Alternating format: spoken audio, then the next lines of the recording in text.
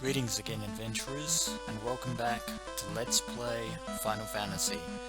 In the last episode, we ventured down to the third level of the Earth Cavern and fought against the undead creature known as Count Vlad Tepes of Wallachia, aka Alucard, aka the Vampire. The vampire that was responsible for corrupting the land of Fair Melmond, the town that lies just beyond us here. So we have dealt with the vampire. We fought him in an epic battle, and it was our white mage Adon himself who dealt the killing blow. So let us see what is happening. And the land seems to still pretty much be the same. Well, I doubt that the vampires, well, to be fair, I doubted that the vampire's curse would have lifted overnight and the earth would have magically restored to its usual greenery in an instant. But, yeah, it looks like the people of Melmond are going to have to do the rest in order to restore the land. So let's talk to them and see the hallmarks of our handiwork. Yes, indeed. We will be seeing Sada at some point. The vampire is gone, but the earth still rots? Yeah, as I said before, it might take a day or two, or a while, for the curse to actually fully resolve itself. The vampire is gone, but the earth continues to rot. What causes this? Are you the Light Warriors? Apparently we are. Let's talk to Jim. He was still investigating. Also, by the way, the dwarf village in the cave near Cornelia, is actually known as Mount Duragar. And this person moved away before I could talk to him. Yes, we know about the floater, or we've heard about it at any rate. Let's talk to you. You're talking about the prosperous civilization, and Jim is in my way. I'll avoid you. I want to talk to you in the corner. Pass through the Titan's tunnel, then south to find Sada at the stage. Well, we have the ruby, which means we can actually go through the Titan's tunnel. If the orb of Earth begins to shine again, the Earth will revive. So we have to revive the Earth, the Earth orb. So it seems that the curse has not lifted. The vampire has been defeated. I would say the vampire is dead, but the vampires are undead by nature, so that makes sense, and it's a war. But yeah, something ominous is afoot, and we did find a stone plate that contained a strong sense of evil. And there's the person who told us about the ruby, which we now have. And there's Dr. Oon again, a man who we have never heard of before. And there is this person here. Yes, we know about the Earth Cave, we've been there. Melmond was once a beautiful town, yeah. Yes, it was. Oh, so it seems that there is more to this curse than meets the eye. It seems that the vampire himself was merely the pawn of a much greater evil. Yeah, that is unfortunate. But, well, we'll need to figure out a way to restore the Earth Orb that is currently in our possession.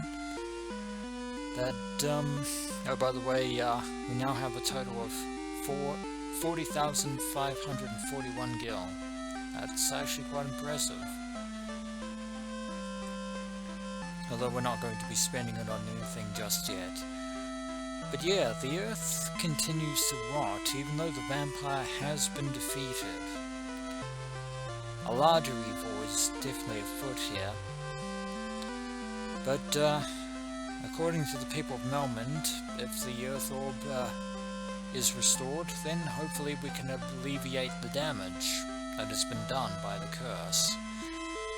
But we'll actually need to get away from Melmond now and go off in search of the Titan's tunnel and feed him the ruby so that we can find our way to the Sage Sarda, who might explain a little bit more about the situation at hand.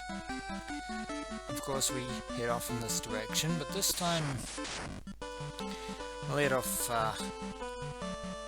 in this direction, slightly southwest, but not by much. We need to go further west, because there is the Titan's tunnel, this cave over here.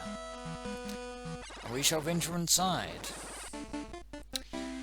And the Titan's tunnel apparently has the exact same theme as the Earth Cave, which is kind of interesting. And that great,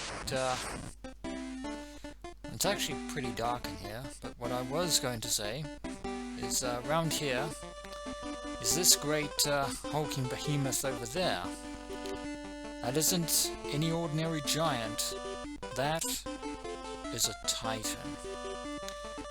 A Titan who apparently eats rubies. Unfortunately, we happen to have one on hand.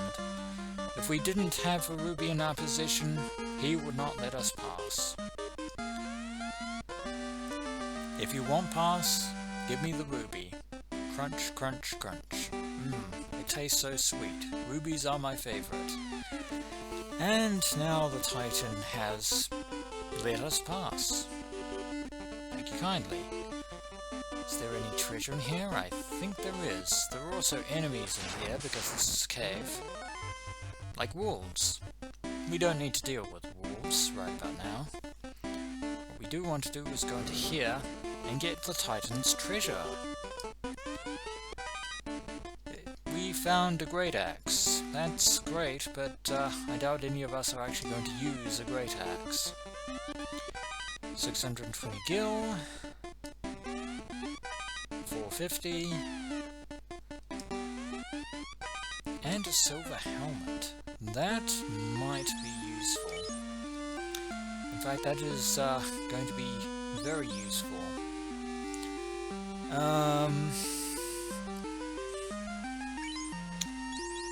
Well, it's going to be very useful for Theo in this instance, since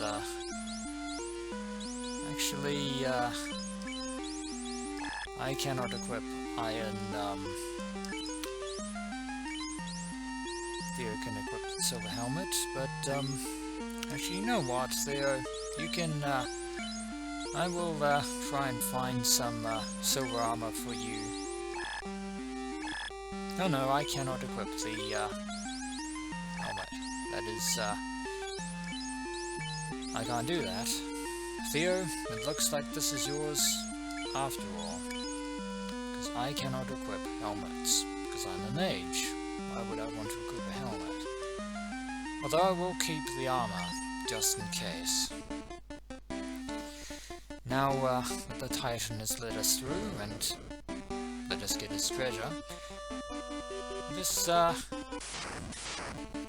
ignore his lesserkin, and find our way out of the cave. It's over here. A cave that is, fairly dimly lit. We were able to find our way relatively, safely. Not too much trouble. Sarda's cave is just below here. More ogres along the route, but we shall reach Sarda's cave in due time. Just a little bit further. As much as I would have loved to have unleashed harm spells upon that horde of undead, I'm not going to. And now we're in Sarda's cave, and we shouldn't have to fight anything inside because it is well protected. And And this doesn't appear to be anything. It's just a room full of pottery. Never mind. We want to search for Sada, who just so happens to be in here, in his chambers. Use this rod behind the vampire's room. Hiding deep inside, I think it's supposed to be hidden deep inside, not hiding.